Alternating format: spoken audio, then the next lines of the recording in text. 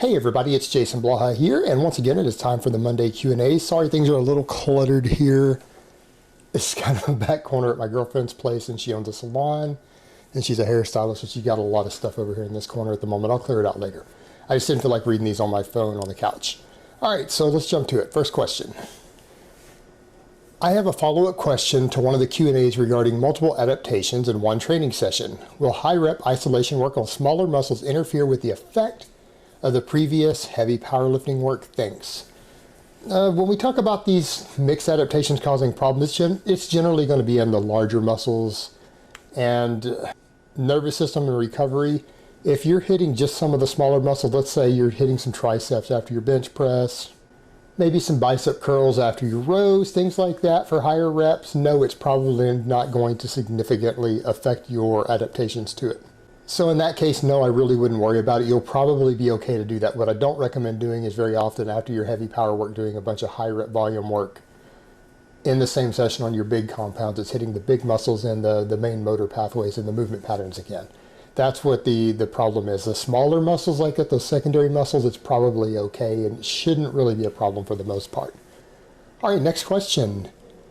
How do IFBB pros manage to have clear skin despite the crazy dosages they are on? Have you ever had skin problems while on TRT/celltech?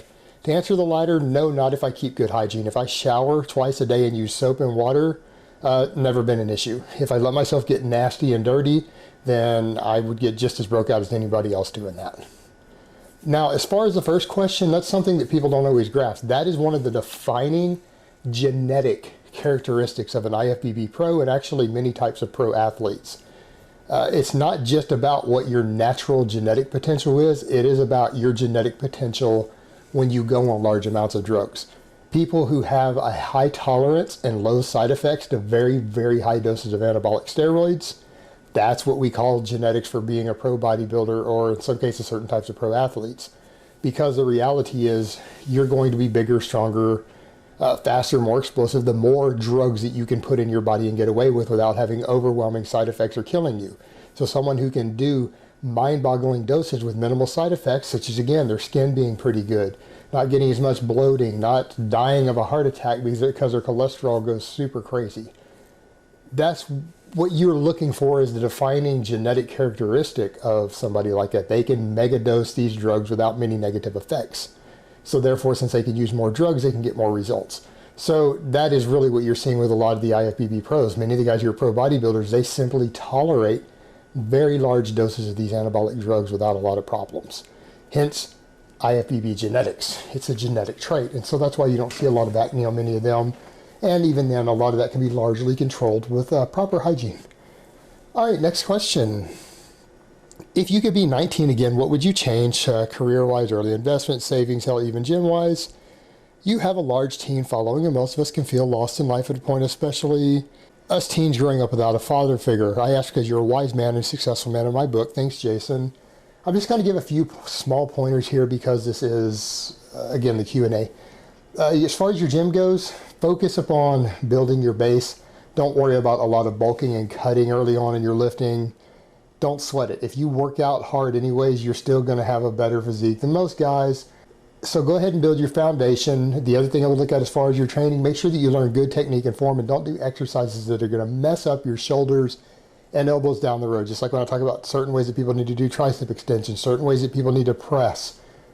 All of that stuff is there because you might get away with it for a few years, but it catches up with you in the end. If you younger guys at 19 learn these good habits now, 5 years from now, 10 years from now, you're not going to be that guy. You guys see that guy all the time who says, yeah, I used to be real big and strong. Yeah, I used to bench this much weight until my shoulders got messed up or my elbows got messed up. That used to be guy, that's what you guys are going to be if you keep using the bad technique and the stupid stuff that you see, including some of it being taught by other YouTube channels out there. If you continue to do that, you're going to be that same guy that you guys kind of laugh about and make fun of, who's older, who says those things. He was that guy at one time who was doing all that bad technique. Don't be him. As far as other things go, career-wise, education-wise, as far as your education goes, don't go into your education or college thinking that it's going to make you rich by default unless you know you're going into a field that's going to make you rich. I know plenty of people who have up to master's degrees who really make less money than some people I know who aren't educated. They don't always make more money by default. I know plenty of them who are making less than 50 grand a year, unfortunately. And I know plenty of people who make six figures, or plenty of people who are millionaires who have no higher education at all. So don't automatically assume that's going to help you. Go into your education for the purpose of bettering yourself. Don't think that it's necessarily going to skyrocket you to financial success, because that's not always the case. What I would advise, though, if you're not going to go ahead and go into college immediately for some sort of education, spend some time traveling the world. That's the best thing you could do at your age. Develop a better sense of your place in the world. Broaden your horizons. Go spend a few months abroad somewhere. Find a way to do so. So if you're not going to get an education, at least broaden your horizons and become more worldly while you're still young. It's something that you will appreciate later in life, and it will help you change your perspective on the world a lot. It's a good idea in general. The other thing, don't get so caught up in relationships at your age. I know when you're at your age, you meet girls, or for the girls, you meet guys, and you think they're going to be the one. Your relationships at that age, statistically speaking, don't really mean shit. They're just learning experiences to teach you a little bit about love and life. The odds that you are still going to be with the person that you fell in love with at 18 or 19 when you're 30, it's like 10 to 1. Don't count on that sort of thing happening. Don't take your relationships at that age so seriously, like they're life and death. Enjoy them for what they are, learning experiences, have a good time. Don't start worrying about things like marriage till you're at least 25. All right, next question. If you have a big frame / are tall, do you need to gain more muscle to gain the same amount on your lifts as someone who has a smaller frame due to larger surface area and range of motion? Yeah, of course you're going to need to weigh more to lift the same weight if you're taller like that with a bigger frame. So that's one reason that bigger weight classes are more suited to people who are taller and with bigger frames, because at the same body weight, for example, at 200 pounds, the shorter person is probably going to have more muscle mass because they have less bone to work with. So they're going to be able to lift more weight that way. And since they're shorter, they're going to have less range of motion. So to move the same weight, they're going to have to move it a shorter distance, and they're going to have more muscle to help them do so. So they're going to be stronger, easier. However, the upside is that the bigger your frame, the more potential you have to gain muscle mass without drugs.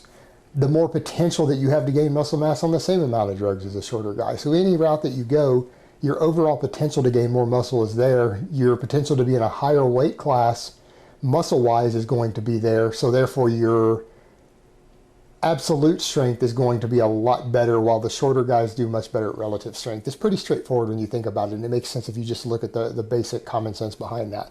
So that's really how those things work. All right, next question. How risky in terms of muscle loss would be 1 or maybe 2 full fast days? Could training during that day help keep muscle, or would it be counterproductive? No, if you're fasting for full days, I don't mean half day fast, not like something like that's being done at Ramadan or something like that. That's not quite the same thing. That's not an ideal scenario. It's going to make gaining muscle harder, but it's not the same as doing true fast. Fasting for 24 hours or 48 hours at a time, if you're trying to gain muscle mass at all, is completely counterproductive. And yeah, it's possible if you're doing that regularly that you may lose a little bit of muscle mass no matter what you do. If your goal is body composition or retaining muscle or gaining muscle, you really shouldn't be doing fasts like that are a day long or longer. Really not something you should even be considering. It's really ridiculous and silly if that's part of your goals. All right, next question. Additional cardio versus more sets in the gym for cutting. I hate cardio, I just want to lift. The argument can be made both ways. The thing is, if you're doing large volumes of training to burn through lots of calories to lose fat, that's not really going to work unless you're on drugs, because it becomes overwhelming. You can't recover from it eventually. It does become a viable method for people who are on drugs, anabolic drugs, testosterone, anabolic steroids, whatever. Any of those things, it becomes a far more viable strategy. But for people who are training completely clean, you're going to be a lot better off using cardio. We could argue all day long about the cardio versus lifting volume and recovery for people on drugs. There's more of a debate there. For people who aren't on drugs, it's really not the best way. You're going to end up burning yourself out in the long term if you try to do that and do large volumes of lifting to burn through lots of extra calories with no drugs to help retain muscle or help with recovery. Not the best of ideas. Just go ahead and use cardio to do that. All right, next question. When I take a deload or break from the gym, I feel hormones rushing and I feel the need to lift or explode. Is this a rise in tests, which some people once said it was, or are there other physiological mechanisms doing it, or is it all mental? No, it's not going to be a rise in testosterone. A deload shouldn't make a noticeable difference in testosterone, and even minor fluctuations in the normal range like that aren't going to create that. It's more of the fact that you've created a habit by training regularly. You've created a bit of an addiction in yourself by doing that, and that's okay. It's not a bad thing to be addicted to good things. I mean, if we all had an addiction to broccoli and we couldn't go a whole day without eating broccoli, we'd probably all feel a lot healthier and there would be less obesity. So it's not necessarily a bad thing that you can build an addiction to something like that. But that's really what it is. It's the fact that you're borderline addicted from training to actually exercising hard on a regular basis. And when you're not doing so on a deload, you get the urge to do so. And it's more of your body, your brain having a dependency on it that's making you feel just the overwhelming urge to do so and feeling like you're going to explode. It's really more of an addiction issue. And it's not necessarily a bad thing. All right, next question. Will you start open carrying your pistol now since the law was passed? I don't think the law goes into effect till January, and people are talking about here in Texas. Texas had a ban on open carrying of handguns due to our cowboy pass. We banned it at one time for over 100 years, and so you can only carry handguns concealed. Although you can carry your assault rifles unconcealed, your handguns have to be concealed unless you're a police officer.